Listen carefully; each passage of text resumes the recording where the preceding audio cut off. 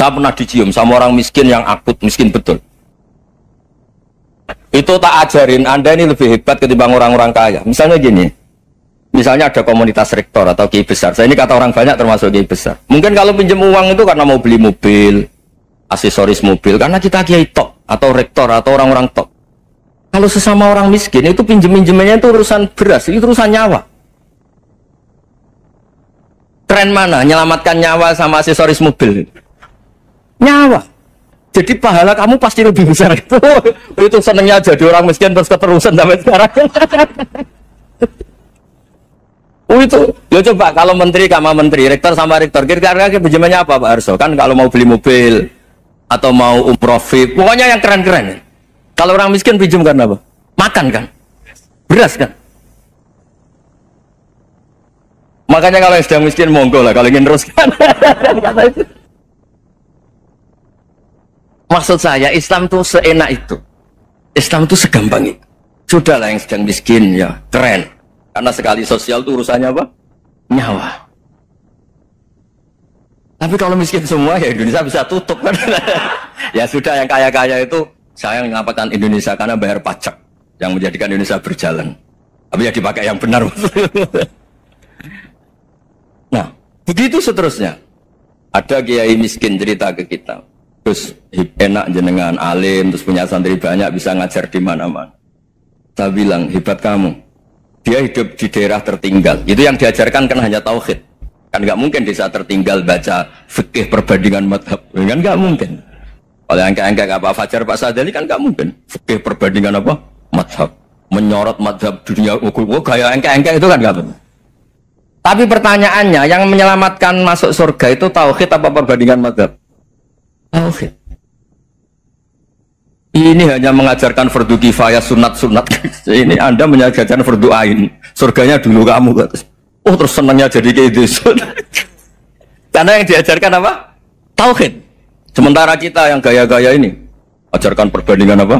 Ada studi banding ke Al-Azhar kemana-mana. Ini enggak tauhid. Dari orang nyembah pohon jadi nyembah Allah Ta'ala. Keren enggak? Keren. Jadi terus kiai itu sama saya senangnya bukan karena tak bela. Tapi ada yang agak kurang ajar tanya saya. Kalau itu hebat kenapa Gus gak mau jadi kiai itu? Waduh. Wah ya repot kalau pertanyaan. Terus tak jawab, kalau saya jadi kiai desa, kamu ngangsu ilmu dari mana coba? Ya dari jenengan, ya kalau sama gobloknya tidak bisa.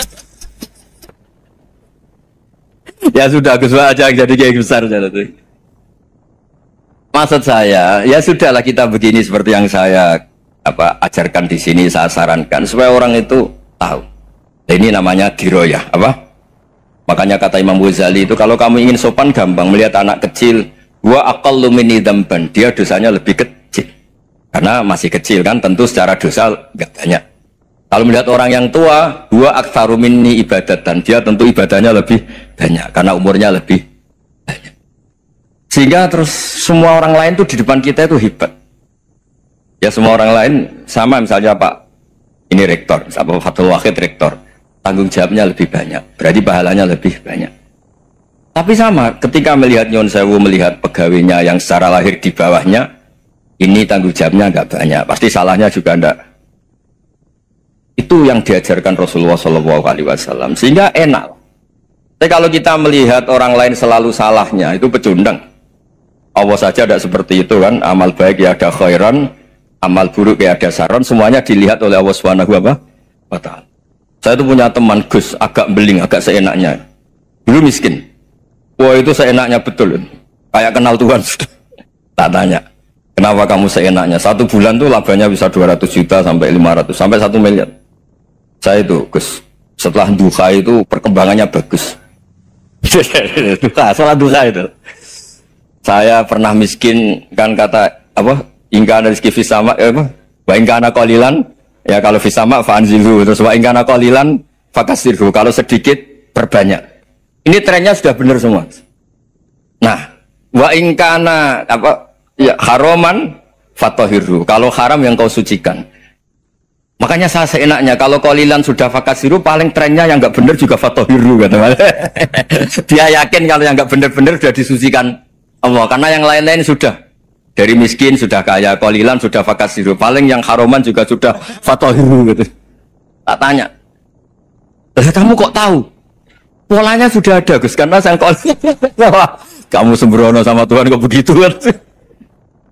Tapi apapun itu seneng saya. Seneng saya sering salah teh, makanya saya mohon yang sekarang miskin sedang miskin itu ya ndak usah nyesal banget-banget. Kalau ingin kaya monggo lah, namanya orang juga ingin. Tapi Anda harus bangga. Sosial antar kalian adalah urusan nyawa dan itu pahalanya luar biasa. Supaya kita, nah yang kaya-kaya juga boleh GR lah karena pembayar pajak. Dan itu bisa menyelamatkan apa? Indonesia Raya. Begitu seterusnya. Itu yang diajarkan Nabi, antawadhu hatta la yabghiya ahadun ala ahadin. Kamu semua harus tawadhu sehingga antar kalian tidak saling tidak sopan, tidak saling liar, tidak saling mendolimi. Termasuk tadi sikap gak jelas tadi. Orang dolim yang sekarang dolim bisa saja tobat, yang sekarang soleh bisa saja nanti. Semuanya itu mungkin. Kita diajari ya muqallibal qulub tsabbit qalbi ala dini. Jadi keliru kalau kita dalam banyak harus tegas, gak mesti. Al halalu bayyinun wal haramu bayyinun. Tapi ada wa bainahuma umurun mustabihat. Ada yang wilayahnya itu abu-abu. Misalnya ada perempuan cantik, misalnya contoh paling gampang. Kalau kamu ajari secara serius, kamu bisa aja tergoda jadi fitnah. Jadi kalau orang soleh gak berani ngajarin, kemudian digunakan orang fasik, malah menjadi orang nakal, kita juga tanggung jawab. Kamu mau tegas gimana? Wilayahnya sama-sama mungkin. Wilayahnya sama-sama mungkin. Yang dekat pejabat mungkin terkontaminasi KKN. Tapi kalau pejabat gak dekati orang soleh, punya perilaku yang gak soleh, yang repot juga Indonesia kan? Nah hal-hal seperti itu kita tidak perlu ngambil sikap. Maksudnya nggak usah ngambil sikap. Ya kita buktikan kalau milih satu madhab, kita buktikan semuanya lebih baik, semuanya lebih bermanfaat, semuanya lebih berperadaban. Karena nggak bisa dihindari wa bainahuma. Termasuk nyuwun sewu, saya mohon maaf sama mulai Pak Harso, Pak Lutfi sampai Pak Fathul Wahid. Saya ini termasuk kiai yang nggak suka dekat sama orang-orang top. Bukan karena hasud. Memang konstitusi kiai harus gitu lah, tamuddanna ainaika. Kenal orang lebih tinggi itu kan resiko. Misalnya saya kiai desa, mungkin punya keri tua sudah seneng, punya kijang tua sudah seneng. Gara-gara kenal Pak Wahid naik Camry, waduh kok saya kalah itu. Kenal orang itu kan resiko. Mungkin dosen-dosen sini kalau kenal saya di Rembang juga resiko. Di sini gak ada cium tangan, melihat saya dosen, wah gak enak jadi dosen. Jadi memang harus dibatasin. Sekiranya mungkin orang terus, karena latamud dan nanawa, ainaika ilham. Kamu jangan sering melihat orang lain yang mungkin secara lahir dapat nikmat yang lebih tinggi dibanding Anda. Kalau kamu gak bisa ngelola hati Anda bisa hasut, Anda bisa dengki. Paling tidak Anda bisa ada syukur. Saya itu sering didolani pejabat. Juga sering melihat pejabat di TV-TV. Naik mobil aja ada yang naikkan. Bahkan kalau wudhu itu anduk aja ada yang bawa. Itu kalau yang nggak kuat, weh naik jadi pejabat. Ya makanya terus konstitusi Kiai itu mengatur, sudahlah. Mata kamu itu kamu batasin. Jangan melihat sesuatu yang potensi ya. Potensi menjadikan Anda tidak apa? Syukur. Jadi saya mohon, ini memang konstitusi saya sebagai kiai, jadi saya, tapi di hati saya tetap akrab. Saya doakan semua untuk UI, untuk semua orang Indonesia kita doakan. Kita ingin semuanya tambah baik, tambah. Tadi katanya mau naik kelas ya. Kalau naik kelas dari rumah saya niatkan mari mengkaji diroyah. Diroyah itu melogikakan riwayat. Jadi misalnya kita sering dengar Rasulullah SAW sering ngendikan, kalian masuk surga itu bukan hanya berdasar amal, tapi berdasar anugerah Allah Subhanahu wa Ta'ala. Oke, kita sepakat amal kita, perilaku kita, ibadah kita andaikan dikompensasi dengan nikmat yang Allah berikan tentu tidak seimbang. Untuk membayar itu saja sudah lunas. Jadi Anda semua tidak berhak masuk apa? Surga. Sehingga di beberapa riwayat dijelaskan ada orang yang 500 tahun ibadah, nggak pernah maksiat. Ditanya sama Allah, kamu masuk surga karena apa? Karena ibadah saya ya Allah. Ya sudah, surga kamu 500 tahun saja karena ibadah kamu 500 tahun. Ini cerita umur-umur orang dulu. Ya Allah, katanya surga engkau ini selamanya. Ya kalau yang selamanya itu rahmatku. Kalau amal kamu terbatas ya surganya sesuai amal kamu ya terbatas. Ya sudah ya Allah, berarti masuk saya surga saya ini karena fadl engkau, karena anugerah engkau. Itu namanya apa? Diroyah. Diroyah itu satu kajian analisis di mana kita percaya riwayat, tapi kemudian punya logika, punya diroyah. Ini penting supaya tauhid kita ini kuat. Jadi dulu ada orang yang sangat cerdas, namanya Jubair bin Mut'im. Dia saking cerdasnya, juga kaya, juga tokoh, dikirim sebagai delegasi pembebasan Asra Badrin, tawanan Badar. Kemudian pas datang ke Masjid Nabawi, Nabi delalah pas baca Wattur wa kitabim mastur. Sampai pada titik Nabi baca am khuliqu min ghairi syai'in am humul khaliqun. Apakah penciptaan yang sedemikian canggih itu dimulai tanpa perwujudan, tanpa sesuatu yang real, yang maujud? Orang itu langsung bersimpuh, matur, ya Rasulullah saya Islam. Kada qalbi yatir, hampir hati saya, otak saya, pikiran saya itu terbang. Karena logika yang dibangun ateisme misalnya, kalau alam raya ini dimulai dari nihilisme, berarti logikanya apa? Al-adamu yakhluqu maujudan. Alam raya ini kan maujud. Maujud itu ada. Kalau yang lebih dulu itu ketiadaan, berarti ketiadaan menjadi sebab kewujudan. Kalau dalam bahasa Arab itu al-adamu yakhluqu maujudan. Sesuatu yang harusnya nggak jadi faktor karena ketiadaan menjadi faktor sesuatu yang nyata. Itu kan nggak masuk akal. Ya, kalau alam raya ini ada al-adam sing yasbiku maujudan, berarti alam raya ini al-adamu yakhluqu maujudan, sesuatu yang tidak ada menciptakan yang ada. Dengan logika itu terus kita ngaji, diajari sama guru-guru kita, sifat dasar Allah itu maujud. Wallahu maujudun qadimun. Terus masuk. Yang harus distatuskan pertama dari Allah itu apa? Maujud, wujud. Karena dengan wujud ini layak menjadi penyebab adanya alam raya ini. Sehingga ketika kita menolak faham nihilisme atau ateisme, faham tanpa Tuhan, tanpa pencipta awal, kita punya diroyah bahwa tidak mungkin ketiadaan ini menjadi sebab perwujudan alam raya ini. Yaitu am khuliqu min ghairi syai'in. Masa alam raya ini diciptakan tanpa sebab yang nyata, yaitu wajibil wujud. Siapa itu? Allah Subhanahu. Begitu juga menyangkut sholawat. Orang boleh beda pendapat tentang redaksi sholawat. Ada misalnya ala Muhammad, ala Sayyidina Muhammad, Nabi Muhammad. Monggo lah masalah redaksi saja. Tapi setelah dianalisis, Nabi itu Pak Rektor jadi Nabi setelah Nabi Isa saking dihormatinya sampai dituhankan. Juga jadi Nabi yang ada cerita masih hangat, orang Yahudi itu bunuh Nabi. Jadi yang satu mendudukkan Nabi sedemikian tinggi sampai kayak Tuhan, yang satu menjatuhkan Nabi sedemikian rendah sampai dibunuh. Kayak apa susahnya jadi Nabi Muhammad SAW. Kemudian dengan gampang Hadaddin agama ini bikin syariat yang bernama sholawat. Redaksinya monggo lah sesuai tradisi masing-masing. Allahumma sholli ala Muhammad, Allahumma sholli ala Sayyidina Muhammad, ala Nabiyina Muhammad, monggo lah.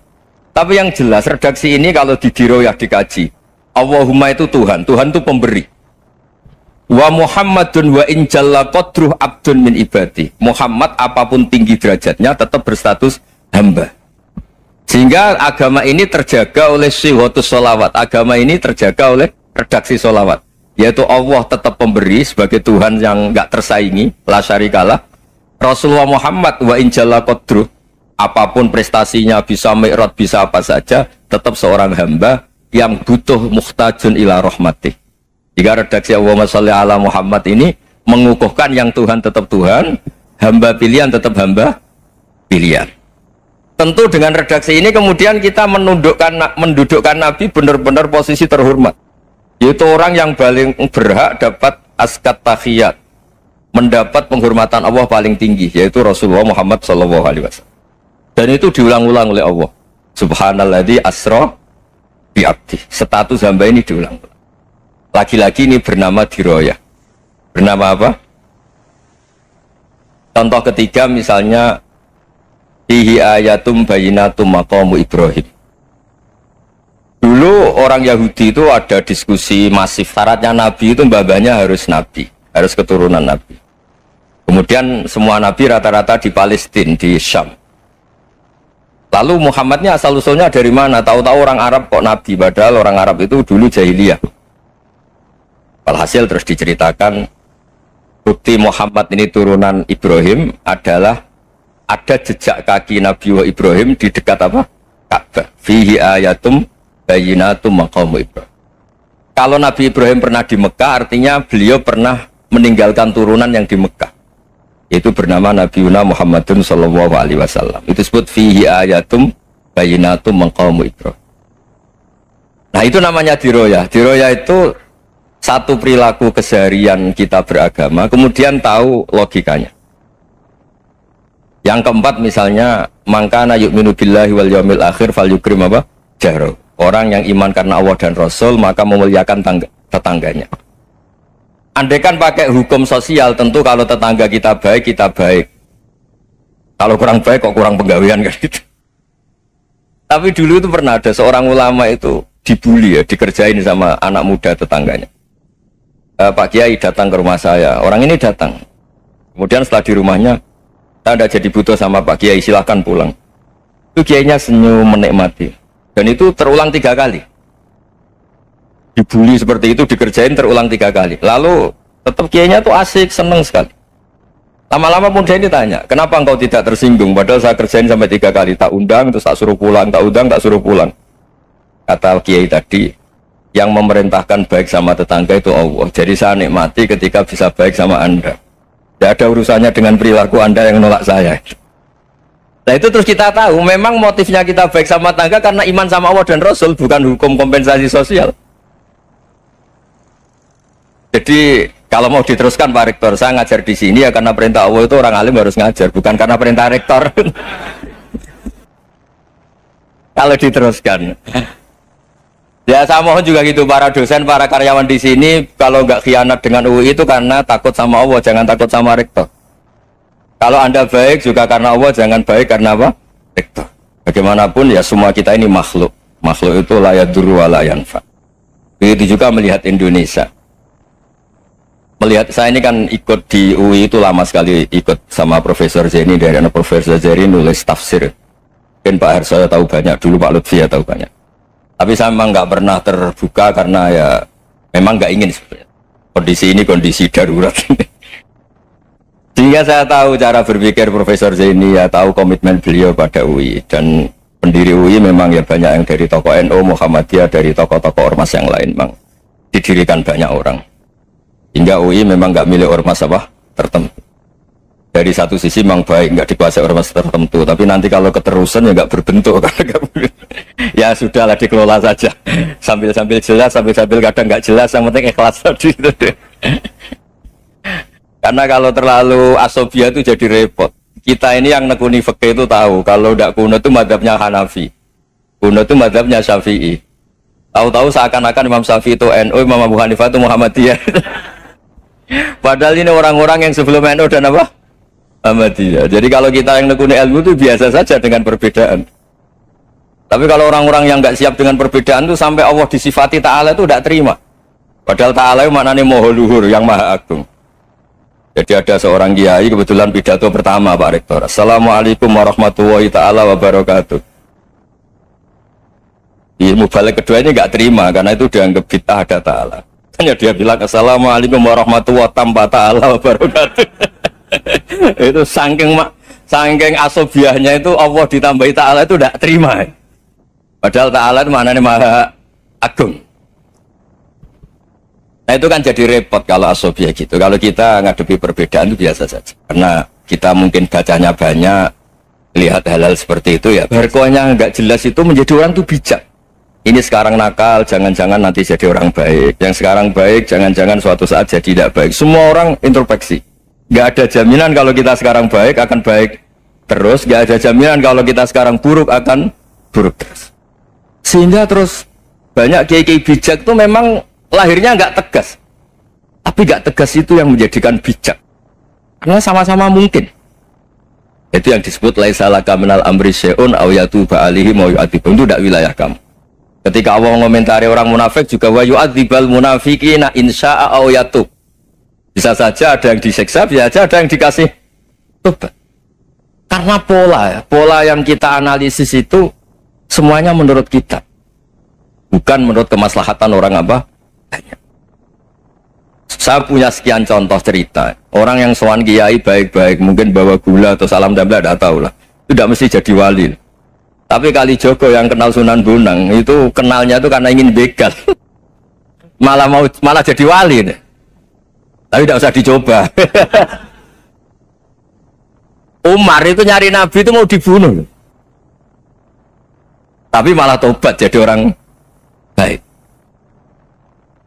Jadi ini penting ngaji ya, supaya tidak tegas itu, tidak jelas itu kadang baik. Nah termasuk saya juga termasuk dia yang milih tidak jelas. Saya sering gojlok gini, Fajar Hadili ini murid-murid saya sering saya gojlok. Kalau semua sistem pendidikan kayak kampus, kayak UII, kayak UIN semuanya, itu sistem yang bagus karena tertib, jam kuliahnya jelas, mata kuliahnya jelas. Kalau di pesantren itu Pak Arso itu nggak tertib, tapi justru itu enak ketemu di jalan orang berani tanya. Nah ini kalau mbak-mbak misalnya menstruasi, mau belajar haid nunggu semester berapa baru tahu. Itu bisa sekian tahun nggak sholat karena nunggu pelajarannya baru diterangkan. Mau haji juga gitu, nunggu mata pelajaran haji. Kalau nggak jamnya, nggak mau dosennya ngajarin. Ya, kalau kiai kan nggak ketemu di jalan, tanya dijawab. Jam berapa juga dijawab. Artinya Indonesia itu berkah, ada sistem kampus yang tertib. Ya semoga termasuk tertib gajinya. Tapi tertib gajinya itu juga sebenarnya rugi. Saya sering ada pegawai negeri Gus, tolong doain saja di PNS enak jadi. Gajinya tetap. Kata saya nggak mau kalau gaji saya tetap. Kok bisa Gus? Enak tiap bulan mesti dapat gaji. Kalau tetap nggak naik-naik kata saya. Kalau kiai gajinya nggak tetap, tapi di atas yang tetap kata saya. Artinya Indonesia itu berkah. Kalau semuanya pakai sistem pendidikan setertib ini, orang mau tanya haid ya nunggu pelajaran haid. Bab haji ya nunggu pelajaran haji. Tapi kalau ketemu kiai itu enggak. Ya semuanya saya pernah di pasar, Gus. Mau tanya apa? Anak saya keluar darah terus gini-gini. Padahal biasanya haid hanya 7 hari gini-gini. Ya sudah kembalikan ke biasanya rudat hilal adat. Itu tidak usah sowan ke rumah. Juga nggak registrasi dulu, nggak daftar dulu. Ya ini tidak nyindir cerita saja. Supaya ini bukti koalisi beneran. Jadi saya yang kiai nggak tertib jam, koalisi sama yang tertib jam. Jadi kalau semuanya sistem kampus, nanti pertanyaan itu enggak bisa on time, enggak bisa setiap saat. Makanya Indonesia itu berkah. Kiai-kiai yang alim yang di jalan-jalan banyak. Juga kiai yang di kampus dokter-dokter fikih banyak. Yang nekuni ilmu umum ya banyak. Macam-macam. Itu masalah itu kalau saling mengadili itu baru masalah. Misalnya kiai ngeluh, enggak enak jadi kiai, tidak punya gaji tetap. Yang dosen ngeluh, enggak dicium tangannya. Karena memang unik Indonesia itu. Kalau guru fikih kok dosen itu tetap nggak dicium tangannya. Karena pikirannya anak-anak itu wong sudah bayar disuruh nyium. Itu kayak di alam sadar tuh gitu. Kalau kiai itu kan anak-anak nggak bayar itu. Ya opanya cium tangan itu. Makanya kalau kiai tidak keramat bisa mati karena cium tangannya doang itu bisa mati itu kiainya. Ya ini cerita. Supaya saling menghormati, saling. Nah dulu itu perbedaan itu urusan sudut pandang. Ya saya ulang lagi, perbedaan itu sudut. Allah yang Tuhan saja sering didebat sama nabi-nabinya.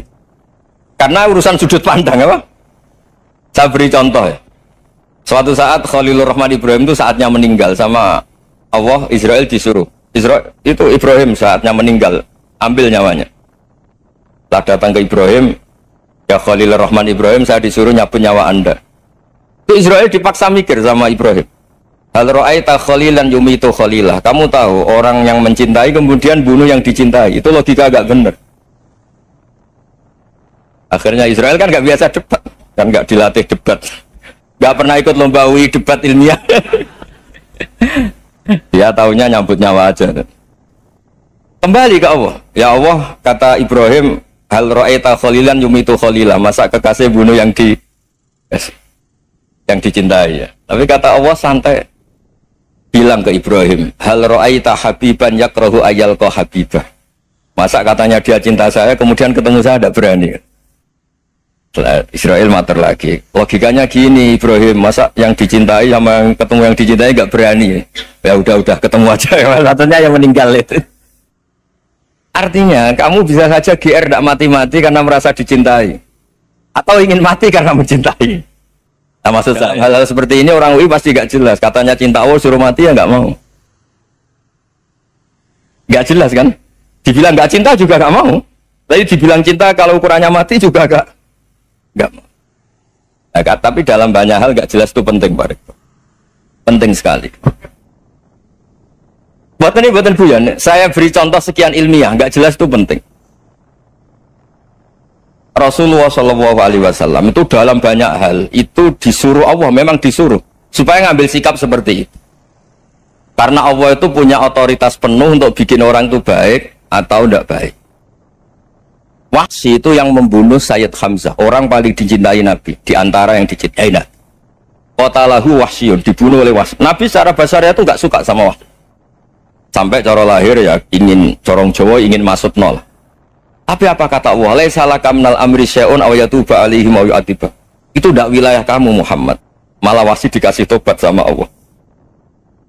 Khalid bin Walid. Itu perang Uhud kalah itu karena ide brilian Khalid bin Walid. Pas itu masih panglima kafir.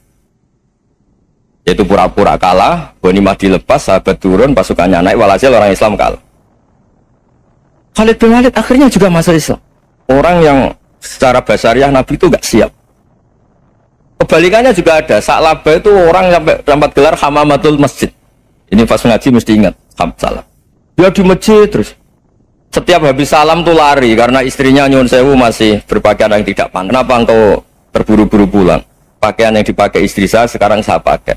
Ya pakaian sarong itu kayak Pak Rektor kan fleksibel.